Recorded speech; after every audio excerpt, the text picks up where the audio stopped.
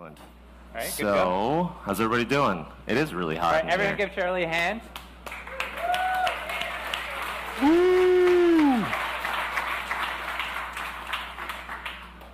So, how sweaty is everyone? Because I'm pretty sweaty. That's exactly what you want in a conference. So, the title of my talk is called Decisions, Open Source, and Graph Theory, or Mind Explosion. Depending on how many GIFs you like to use in your talk, which, when you have a talk about making GIFs, is a lot of GIFs, apparently. So who am I, and why does that? This is going to be fun. So I am the founder and CEO of a company called Node.js. I'm also on the internet. I hear some of you guys are on the internet. And recently, I am literally a master of computer science, specifically HCI. And you might be wondering what that means.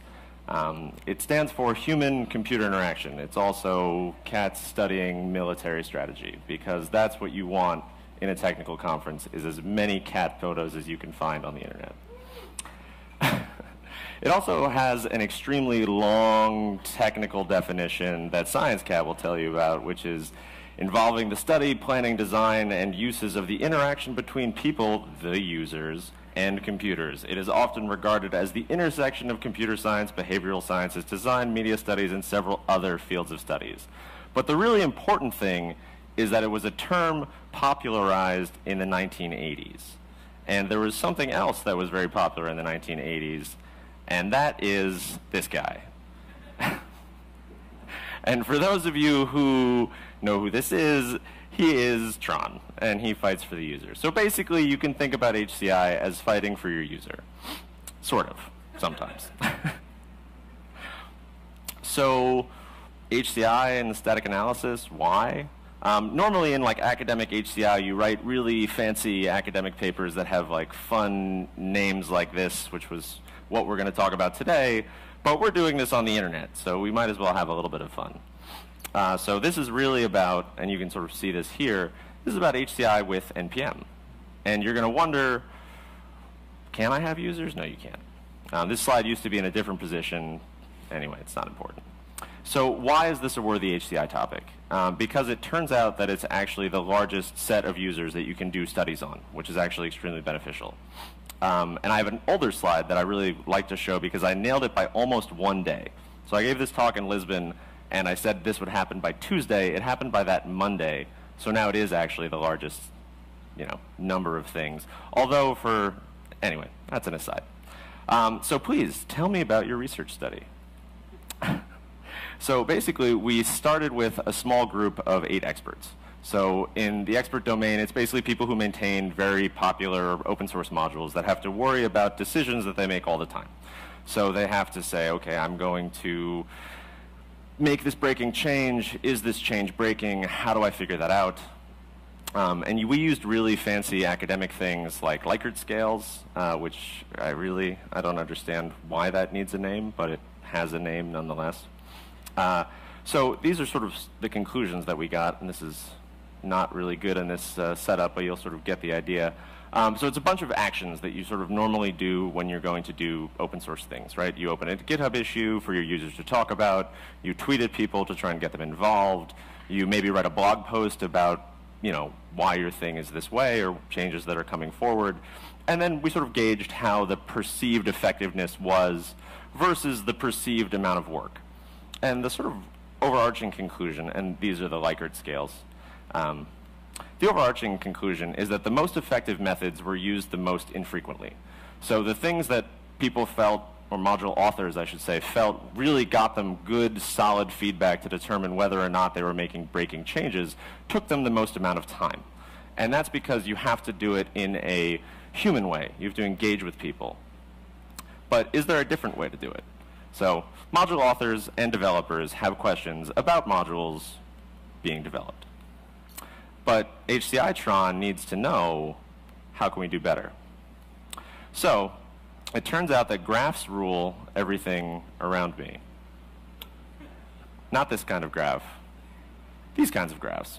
And all of these graphs are different, but that's a topic for another talk that maybe I'll give at some point.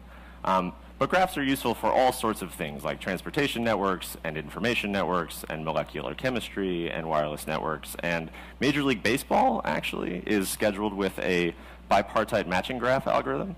And dependency management. Woo! Finally, we got to the point. So let's talk about dependency graphs. So a lot of the visualizations that you see kind of look like this. And I hate this visualization. It doesn't tell me anything that I don't already know by talking to people. That, look, async is used a lot, a request is used a lot, an underscore is used a lot. It's very easy for me to figure that out. So it's not extremely useful for visualizing package relationships, but it does provide a basic structure for our graph search problem to do something useful. So to build a dependency graph, to sort of talk about this, we're going to need some nodes. So who's done graph stuff before? Okay, about a third. So we'll talk about graphs at a high level. So a graph has nodes and edges. Right now we're going to add nodes for a bunch of packages, and then we're going to add a colored edge from package A to B, or node A to B, if A depends on B. And they're colored by the type of dependency, right? Because we're talking about NPM. So that's dependencies or dev dependencies or optional deprecated peer dependencies, whatever. So you can see, actually you can't see, but there's a nice little red edge right there. TVs are fun to work with, apparently. So that is the representation here, right? This is a simple package. It depends on B and C. It has a dev dependency D, and you can sort of see that graph in a better way. Everybody's happy, great, understands it, awesome. So now let's think about that for like 80,000 plus packages.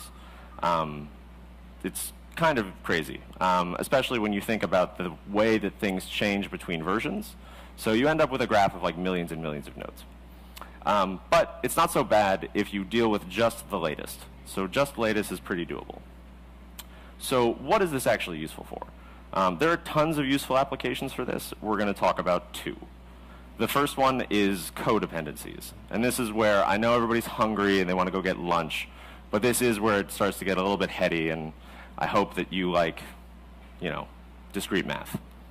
So codependencies answer the question, the decision question that people have. People who depend on A also depend on B and C and D, right? It's a very common question. Most of the time when you see those things, it's sort of, these are the dependencies of this module, not these are the things that you might also want to use if you're using this thing.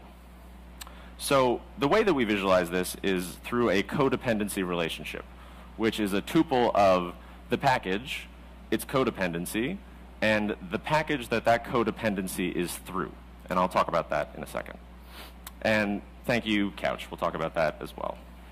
So in our example here, we would actually say that package B and package C have a codependency relationship through A. And we'll build that tuple that way. We'd actually get BCA and CBA, and we could index on either of those views. It's actually very simple to get out of a CouchDB view. You just emit the tuple, sort of iterate over your dependencies twice, and now you have, as I said, CBA and BCA, so you can get things that B depends on or C depends on through their codependency relationships. So if we're looking at Winston, which is a module that I wrote that a lot of people use, we'll sort of get these first keys. And if anybody has spare time, they can go look at this America Depressed module, which comes up first and is an incredible app that I have no idea what it does. Anyway. So what are you doing? Why is this important? How is this getting me good information? Let's talk about the line by line what we're going to do here.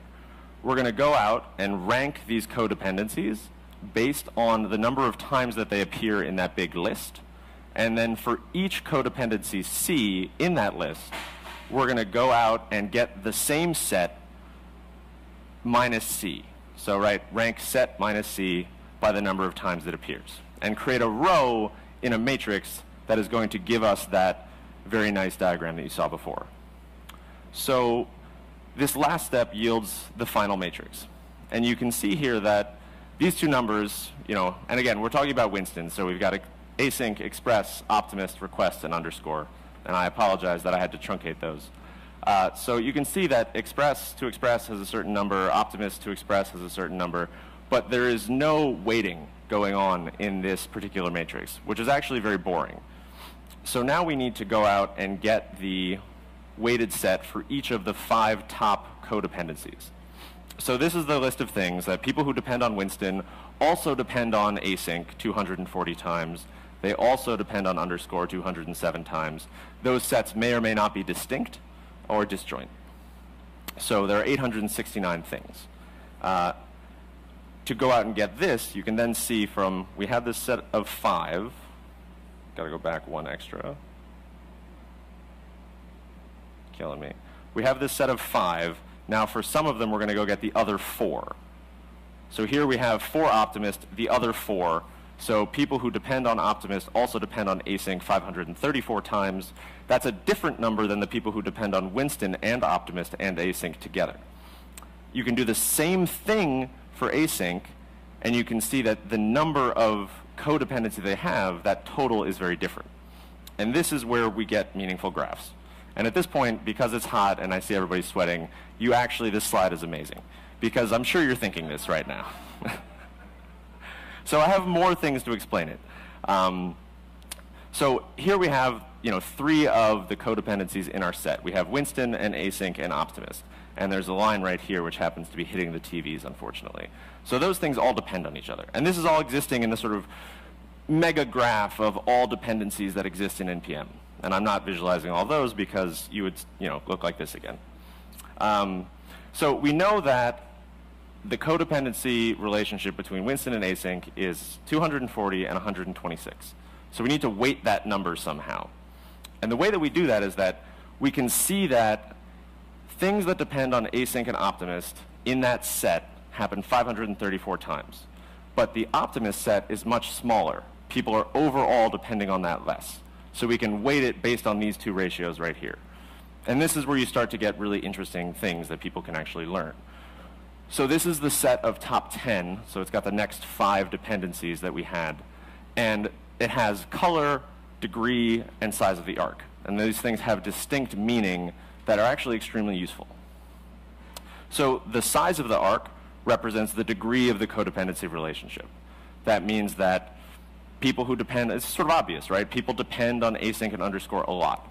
But we're starting to see other interesting things around Optimist and Commander, as someone who wrote this library is very telling. The size of the chord, so this arc that goes between things, represents the degree of the codependency relationship between each pair. So that giant purple arc means that people depend on async and underscore a lot. But those tiny little Redis arcs means that people don't generally depend on Redis and Winston a lot, and their peers. And then the color represents the dominant thing. And this is, again, where you start to see some telling things. So Express is all green. All of its arcs are green. It is the dominant part of that relationship. People are generally using that as a top-level thing that they depend on. Cool. So that's that. Let me show you the demo. So I can run this, and I'm not going to do the top. I'm going to do the top 5. So it's going to go out. It's going to hit the view, and you'll start to see these numbers as it builds out these matrices. Should have done this beforehand. Great. So I'm getting a bunch of number sets out here, and it sort of runs down all these graphs. Going through this is extremely useful as opposed to looking at these numbers. But once you think about it a bit, you'll start to see the value. There's a number of different things that we've got here. So this is Mongoose, and we're also looking at its dev dependencies. And you can do fancy things like sort of see where your graph is at. And you can see, again, Express here is very dominant in the things that it does.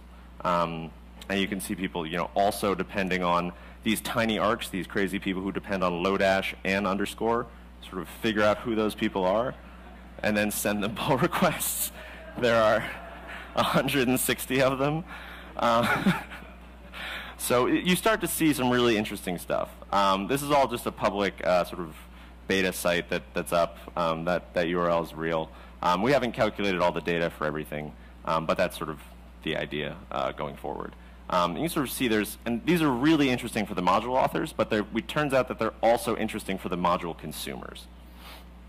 Going back to my slides. So this is all open source. I mean, seriously, what else do people do these days? That's this stuff. I still have time, excellent. You can go on GitHub, and maybe we'll go back to the future together. I love this one. It's also looking to be on this site that we have that's open source as well, called browsenpm.org, if you want to check that out. But wait, I'm not done yet. We haven't even talked about static analysis. No, not top cats and monocles. That's the slide that's supposed to keep you engaged and laughing. There we go. So I should use static analysis with NPM because it's extremely useful. And I can't really talk about static analysis without talking about Richard Nixon. So Richard Nixon was the 37th president of the United States. He was a pretty awful president for those of you who are coming from elsewhere. He's not really the point, although gratuitous head in the jar just can't go wrong. Nixon popularized this idea in his famous speech, the silent majority, right? And he was talking about the fear of a silent majority. But that same silent majority concept applies to module authors and the decisions that they make. The squeaky wheel gets the grease. But there might be hundreds of your users that are using your module and you don't know how or why. They don't talk to you. They don't open issues. They just sort of lurk and use it. And there's this whole sub-community that you don't understand. So we're going to solve that with static analysis. Using Esprima, which is pretty awesome if you haven't checked it out. And so what do? We take code, we turn it into an AST, we then walk that AST for every source file in every dependent module. And doing that, we can get these sort of most used, hottest methods graphs, which answers questions for module authors. So again, I wrote Winston. This information is extremely domain-specific to the module that I wrote and the community of people that use it. But you can see there that there is pretty much the same number of people are using the log method and the warn method, which doesn't make any sense to me at all, because warn is a helper for log. So what are all those people doing? I probably want to dig in and see where they're using that method and how that might refine that if I'm going to make a breaking change. So it gives authors quick and instant feedback without needing to go out and talk to 100 people or make 100 comments on GitHub or doing anything like that. This is also all open source, yep, just like before. And that is it.